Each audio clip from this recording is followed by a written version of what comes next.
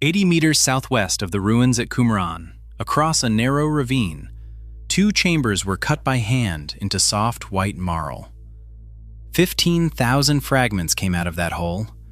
80% were stripped by Bedouin before a single archaeologist arrived. Among what survived? The oldest Book of Enoch on Earth. And beside it, a scroll written backwards that divides a human spirit into 9 parts of light and darkness. 9. The number of months in a womb. Officially, borrowed astrology, but metaphors do not come with a ledger.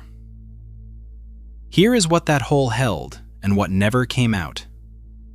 Start with the ground, because the ground is the part nobody argues about. Qumran sits on a terrace of pale, chalky sediment above the northwestern shore of the Dead Sea. The rock there is called marl.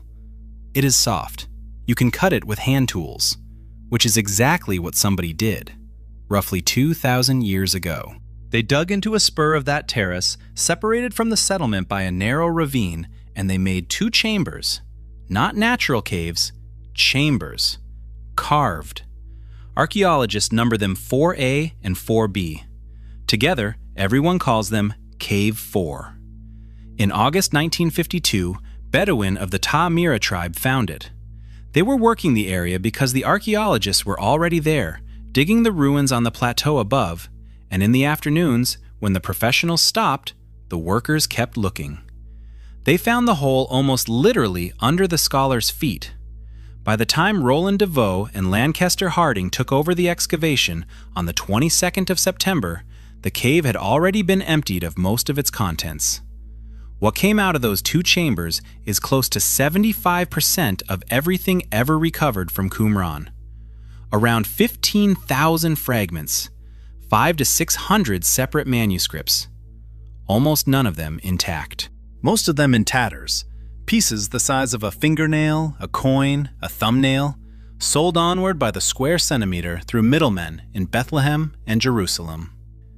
The official description of Cave 4 is that it was a storage cave, a library or a hiding place, or a geniza for worn-out texts. Scholars still argue about which. Fine, storage. But storage caves do not usually contain a document, written in reverse, that assigns a human being a fixed portion of light. Hold that, because the other thing in that hole is the reason you clicked. The Book of Enoch is the most famous excluded book in the Western world. Almost every canon dropped it. For over 1,000 years, Europe knew it only as a rumor, quoted once in the New Testament letter of Jude, referenced by early Christian writers, then gone. When it finally came back, it came back through Ethiopia, in Ge'ez, a translation of a translation, and the standard scholarly reaction was that it was late, derivative, and impossible to trust. Cave 4 ended that argument permanently. Out of that marl came 11 Aramaic manuscripts of Enoch. They are cataloged as 4 Q201 through 4 Q212. The oldest, 4 Q201, is dated by paleography to somewhere between roughly 225 and 150 BCE. Not medieval, not Christian, not Ethiopian. Aramaic, on skin, from the Second Temple period. The earliest witnesses to the Book of Enoch that exist anywhere on this planet. 11 copies, in one whole. Think about what that number means. You do not make 11 copies of a book you consider marginal. The Watchers, the forbidden knowledge, the judgment, the imprisonment of rebel angels. That material was not fringe out there in the desert. It was central. It was being copied, recopied, and carefully stored. And it was still, later, cut out. So the first uncomfortable fact is not that Enoch was excluded. It is that Enoch was excluded after it had already been treated as important by the people who physically preserved it. Now open it. Chapter 20 of Enoch does something that theology books rarely do.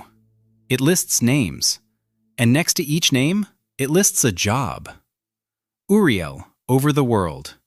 Raguel, over the luminaries, Michael over part of mankind. And then this one, Raphael, set over the spirits of men. Read that phrasing again, because the phrasing is the evidence. Not Raphael, who symbolizes healing. Not Raphael, who represents divine mercy. Set over, assigned, given jurisdiction over the spirits of human beings, the way a man is given jurisdiction over a district.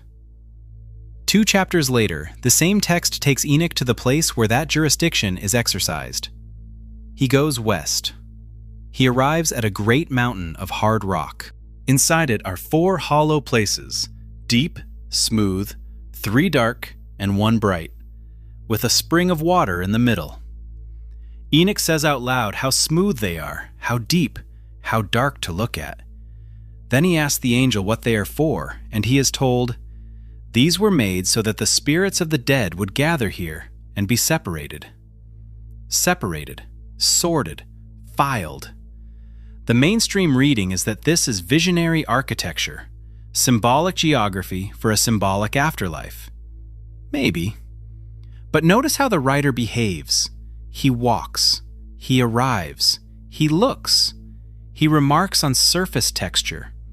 He asks a question, gets an answer, and writes down the answer along with the name of the official who gave it. That is not the grammar of a parable. That is the grammar of an inspection report.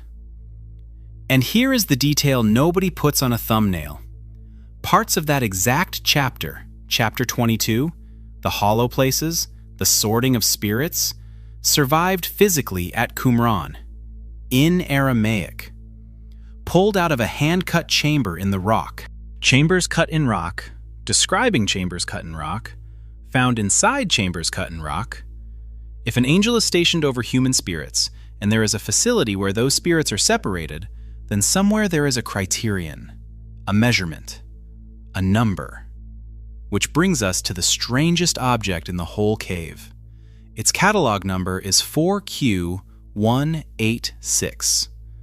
For decades it was filed under the embarrassing label Qumran Horoscopes, because nobody knew what else to call it. Physically, it looks wrong the moment you see it. Hebrew runs right to left.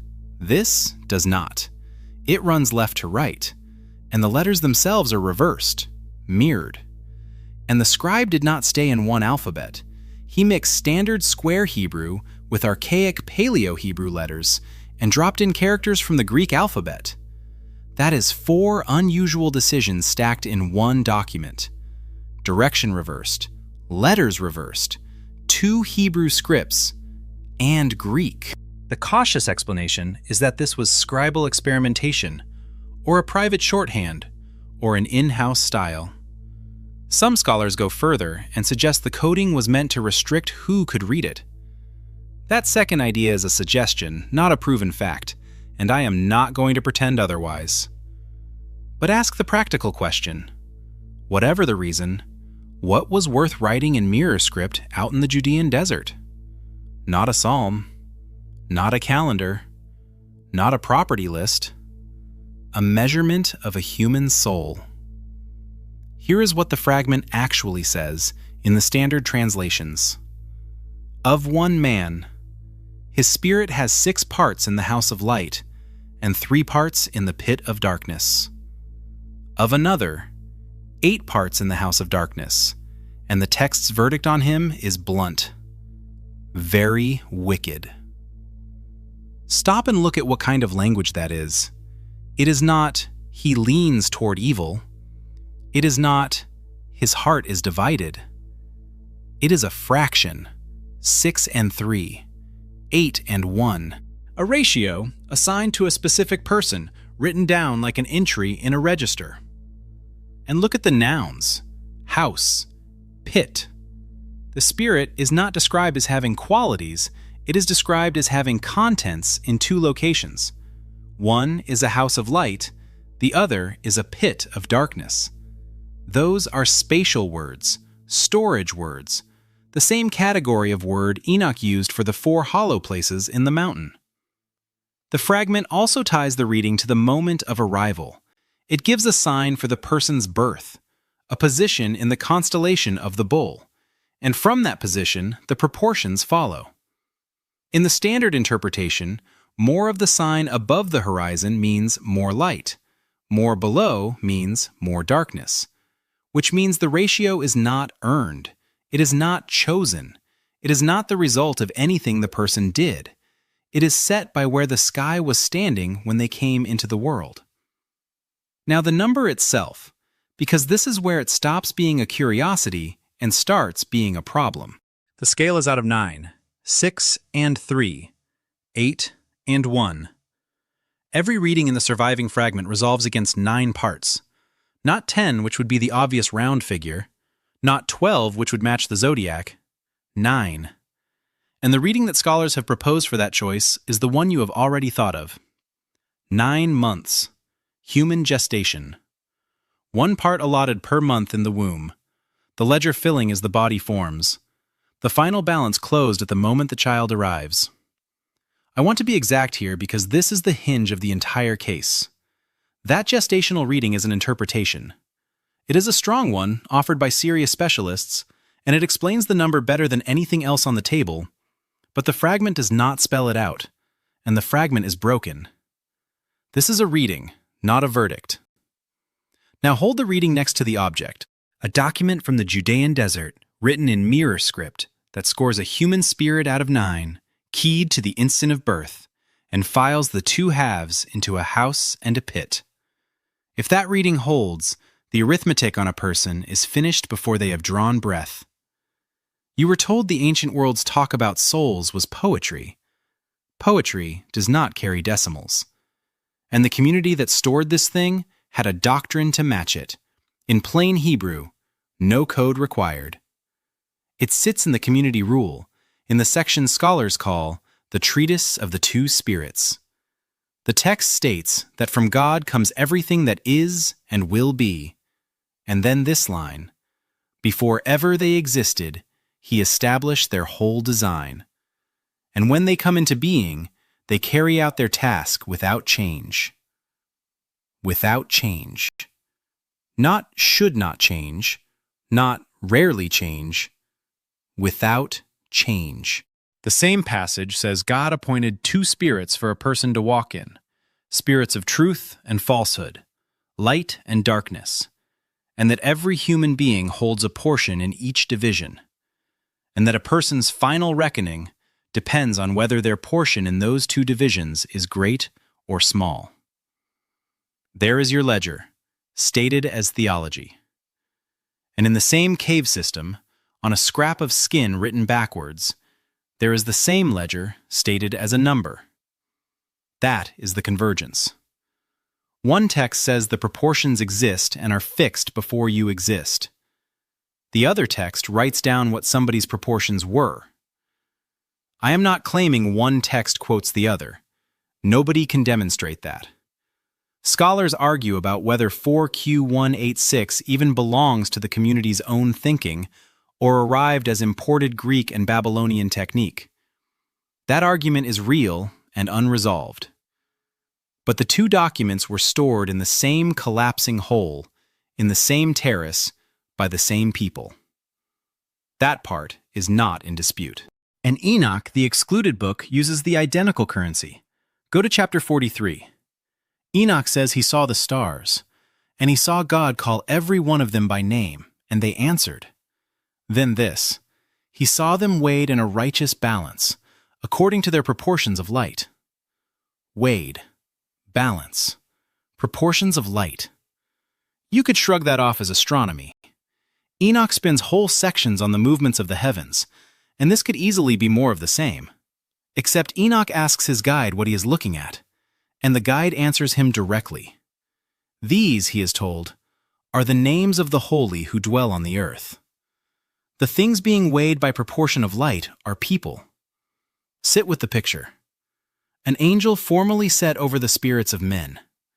A mountain with 4 hollow chambers where spirits are gathered and separated. A balance where human beings are weighed according to how much light they hold. And, in the same cave, a coded fragment that writes a specific man's light down as 6 out of 9. One of those could be metaphor. 2 could be coincidence of imagery. But when the vocabulary matches this precisely across separate documents from a single physical location, measurement, proportion, light, portion, division, a named official assigned to spirits, the symbolic reading is not disproven. It is just no longer sufficient by itself. And this is where the story turns, because of what is missing. Chapter 43, The Weighing of Human Light, belongs to the section of Enoch called the Book of Parables, chapters 37 through 71. Every other division of Enoch turned up at Qumran. The Book of the Watchers, the Astronomical Book, the Book of Dreams, the Epistle, all physically attested in Aramaic, on skin, out of that terrace. The parables are not there. Not one confirmed fragment. It is the single division of Enoch absent from the entire Qumran collection. The section describing the weighing of human beings by their proportion of light is the exact section that never came out of the whole. Now, why it is missing is genuinely unknown. The dominant explanations are ordinary. It may simply have been composed later than the rest. It may have circulated elsewhere. It may have been in the cave and rotted or crumbled or been carried off. Fragile skin in a cave that has been eroding for 2,000 years does not owe us anything. The suppression theory exists, and I am telling you plainly it is a claim, not a finding. But keep the sequence straight, because the sequence is the disturbing part. The ledger survived. The instrument survived. The explanation of the instrument is the piece that is gone. And the way the rest of it survived is its own scandal. By the time trained archaeologists reached Cave 4, the Bedouin had already removed roughly 80% of it, around 400 of the 500 manuscripts, all of them in pieces. The professionals worked the site for a week and recovered a further 1,000 or so fragments from about 100 manuscripts, enough to confirm that the material being sold in Jerusalem really had come from that cave, and not enough to reconstruct what had been there. And there were 2 chambers, 4A and 4B.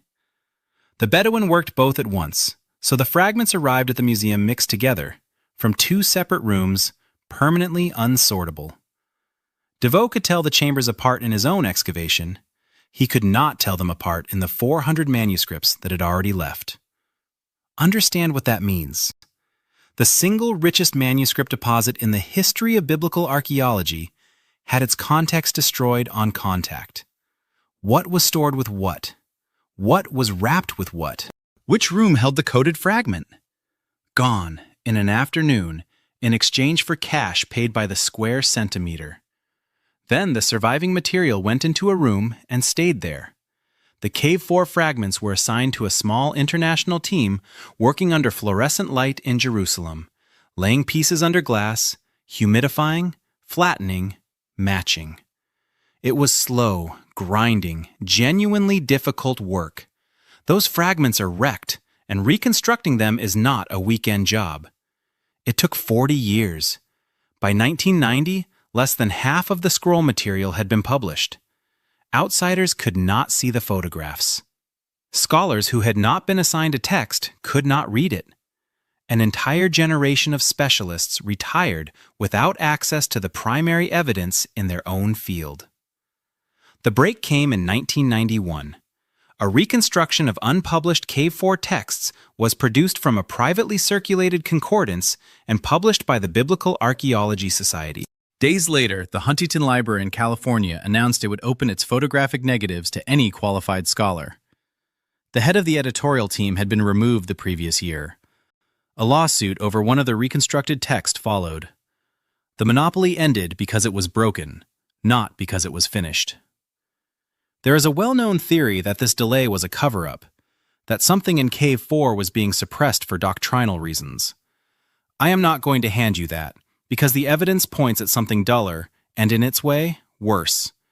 Academic possessiveness, career protection, and a team too small for the job holding on far too long. But the effect on the file is the same. For 4 decades, the most important cave in biblical archaeology was a locked drawer. and the mirror-written fragment that scores a human spirit out of 9 sat inside it. Now, the last turn, and it is the one that changes how you hear the whole thing.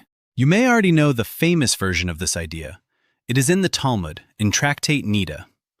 An angel takes the drop from which a person will be formed, brings it before God, and asks what this one will be: strong or weak, wise or foolish, rich or poor.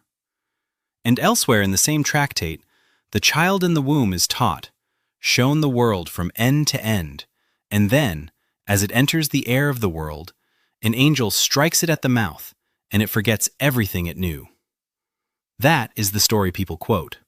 It is real, it is old, and it is rabbinic, centuries after the desert. But look at what that version does that the Qumran material does not. The angel asks about strength, intelligence, wealth. And the text stops there, deliberately.